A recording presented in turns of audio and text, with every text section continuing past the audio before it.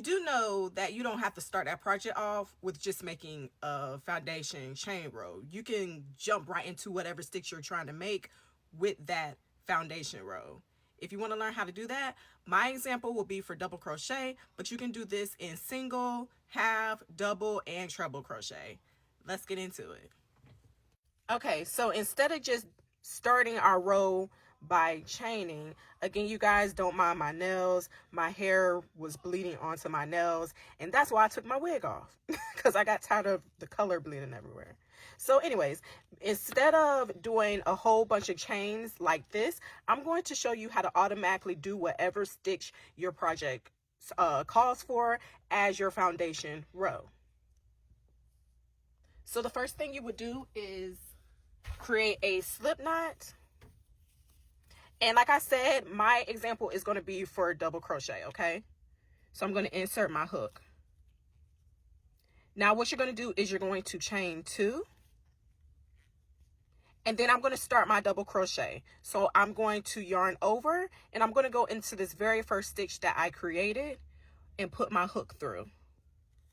Then I'm going to grab my yarn and pull through that one loop. I have 3 loops on my hook. I'm going to yarn over and just pull through this first loop that I have.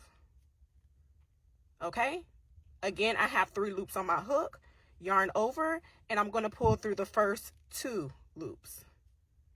Now I have 2 loops on my hook. Yarn over again, pull through those last 2. All right, now we're going to flip our work over. This little spot that we see right here is where we're going to insert our hook for our next double crochet. So I'm going to yarn over, go to that the bottom line of the first double crochet we did, insert your hook, grab your yarn and pull through.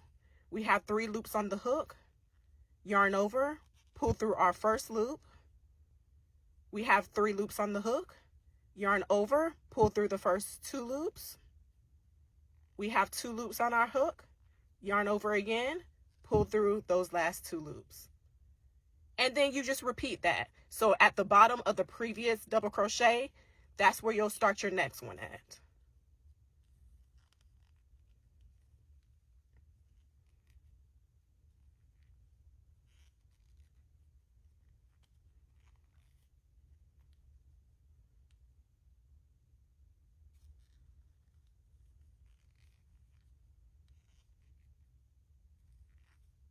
Again, you guys, if you have any questions, leave them in the comment section. I don't mind answering any question.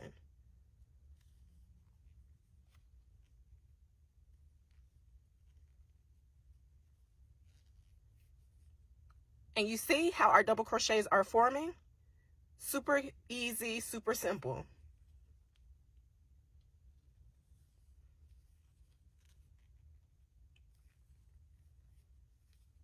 And then once you're done with the first row of your pattern, chain up 2 since I'm doing a double crochet, and then you just do your double crochets as you usually would.